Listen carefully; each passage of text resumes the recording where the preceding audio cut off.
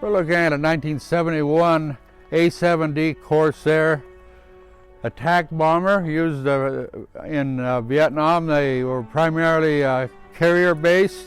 The carrier-based ones are usually owned by the Navy. This one had to be owned by the Air Force. They have an AIM-9 missile. You might wonder what AIM stood for. Air Intercept Missile. So they were fired from the air to intercept other ordnance that was fired at them or airplanes, enemy airplanes. AIM-9 Sidewinder missile. And I do need to put the fins, directional fins up here on them yet, maybe someday. Then we have two bombs on this side and we have a load on the other side. These are cluster unit bombs. And when they were dropped, they split apart, and there were special grenades inside about the size of a hardball, and they had a spiral thing on them. And and then the wing tank here to carry extra fuel for long-range missiles. Those were drop tanks. If they got in a combat situation or a strafing situation, they didn't need that extra drag on them, even though they're streamlined. They would drop them. So they were called drop tanks. And we saw a drop tank, I think, of a racer I made out of one, although it's an older one than this. Because of our non-profit status, I had access to, they call it DRMO, Defense Reutilization Marketing Organization, and I had a card I could go onto a base. Can't anymore. They've closed them down since Bill Clinton has been in office, or when he took office, he closed them. But I found these in a scrap bin.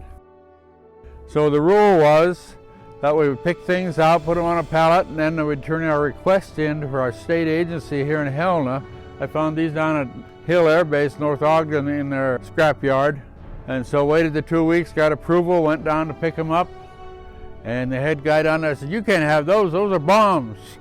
I said, "It says scrap right on them, right there. I left the thing on."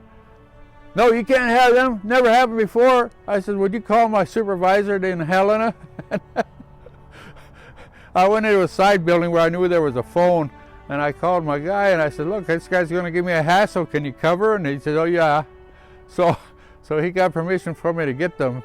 The other man wasn't too happy, but anyhow, we got them, and it makes a full. If we could walk around the nose of this airplane, these were also called a man-eater. There was a circumstance where somebody was sucked in the air intake here, and I don't know if it killed him or not, but they nicknamed him the man-eater.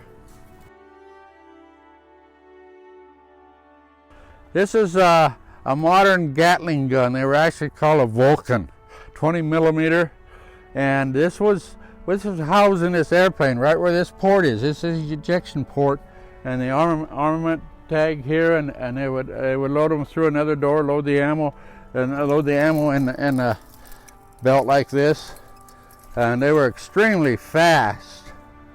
And then here we have the steps for the pilot to get up into the airplane there, the cockpit.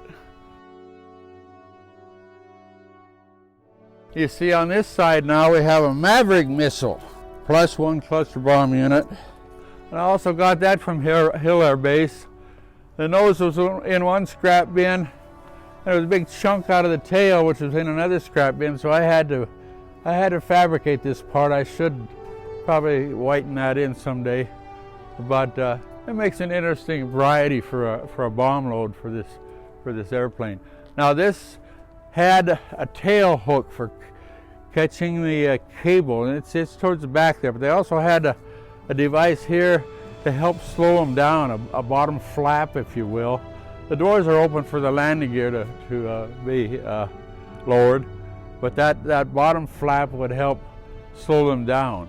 And then in the back, you see the back of the landing gear there, you see the tail hook where they would catch a cable, which helped slow them down. There were big hydraulic cylinders on the ends of those cables that were like shock absorbers, and they could land in a short area there. Wings were cut off of this when we got a hold of it. Actually, we had an Air Force recruiter come through the museum, and And I started visiting with him. He says, what you need is that airplane over at Fairchild Air Base. That's Spokane, about 200 miles west of here. Well, I was on the phone with my agency before he even left the museum grounds. But they chopped the wings off to demill it. They cut these off as well. So it was pretty narrow. But for static display, it helped us in a way because we could haul the wings. I hauled on my own trailer, and we hired a friend with a lowboy to haul the fuselage and brought it over here, and I put them back on. We did have to cut part of the tail rudder off.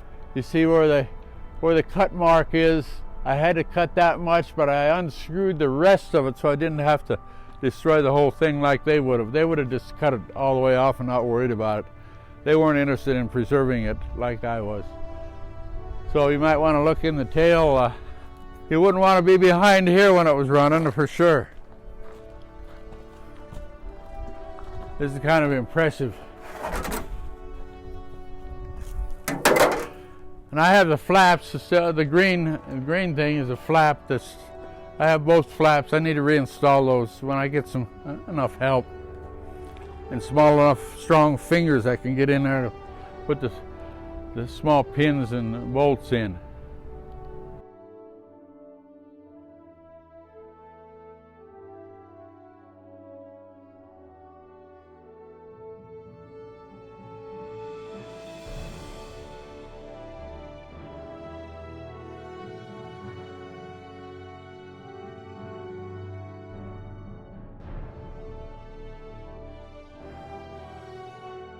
Thanks for watching. Please like and subscribe to the Miracle of America Museum.